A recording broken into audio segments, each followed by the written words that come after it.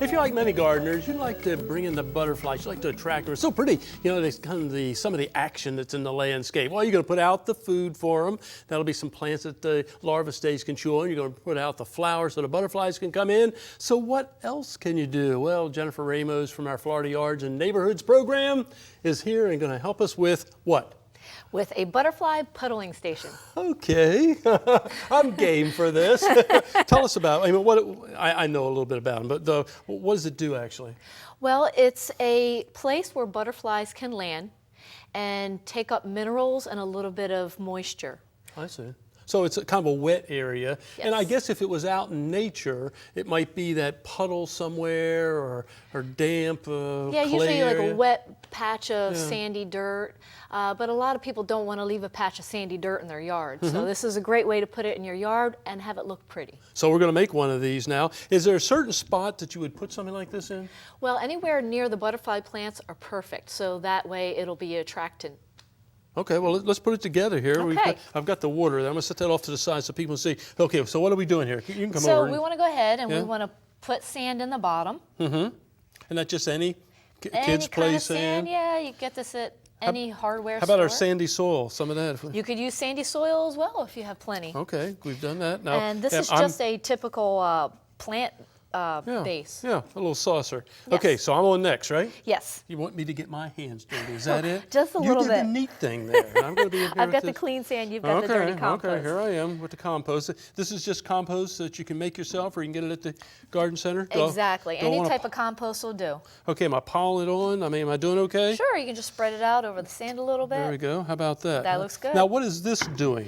It's going to help add the minerals to the moisture, to the water. Okay. So the butterflies can get their minerals that way. There we go. Hey, I think I've done a pretty good job. Yeah, think? you're good. Okay, so we've got this. We've got sand on the underside. Now we've got a layer of compost. What's next? Your pebbles. Okay, go Ready for it. for this? Yeah. Well, we just pick them up. Okay, sounds I good. can see the paper towel breaking, and all of a sudden we're picking up pebbles. And that would be a job. Yes, it would. Okay. Now, why are we putting the pebbles on top? To hold the compost down?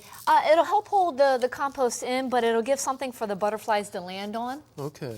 And when you put the water in, it's not like a bird bath. You want the water just to be at the level of the pebbles, not really higher. So that's why you want everything just about to the top of this Okay, little so pan. we're not going to have enough water in this, No. obviously, so I won't do it. It'll make it easier to clean it up, actually.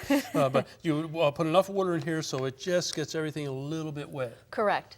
And if you can get a base that's about at least 16 inches wide, it'll help attract more butterflies, of course, will be able to drink from it, but it'll also help reduce evaporation in Florida's heat. Okay. Now, I'm just thinking, Jennifer, do we want this in a site where it will stay coolish, or should it be in full sun, or where should we put it? Well, I wouldn't say that a little bit of shade would hurt it because they're just there getting some fluids. But again, if you can put it somewhere near your butterfly section or butterfly plants, that would be perfect. That way they don't have to go too far, and they'll be able to know where the puddling station is. Now, this is kind of a meeting place for butterflies, Yes, right? it is. And you're going to tell me the story about the males coming in. They here Yes. most often? Interestingly enough, it's mostly males that go to puddling stations.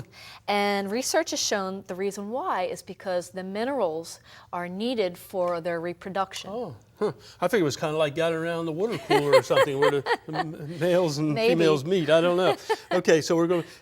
We started out with is just a plain dish. We put sand in the bottom. We got compost. We got pebbles on the top, and we keep it moist. Now you have to come back and refill this, I would guess, periodically. Yes, you have to check it and make sure that the water level is right to the stones.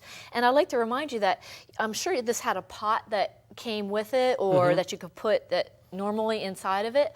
So you can take that pot, turn it over, and just set that right on top. Hey, that'd be kind of neat, wouldn't it? And they can just Nice come and up pretty. kind of raised up off the Yeah. ground a little bit, just like a watering station for birds, things like that. So we put out the flowers, lots of flowers Right. for butterflies. That's a must. And then we have the option of putting out food for them, some of the plants they like, the larva stages. Yes. And then we add this here. Of course. Very good. Information on this available? There's lots of information on various websites. You can get it on the EDIS website as well, the University of Florida's website. There are a ton of butterfly websites though. that you can obtain information. There we go, folks. Thank you, Jennifer. Appreciate You're it very much. Jennifer from our Florida Yards and Neighborhood program has just built a puddling station. Now you know all about it, and you can build one too to bring those butterflies in. Kind of neat.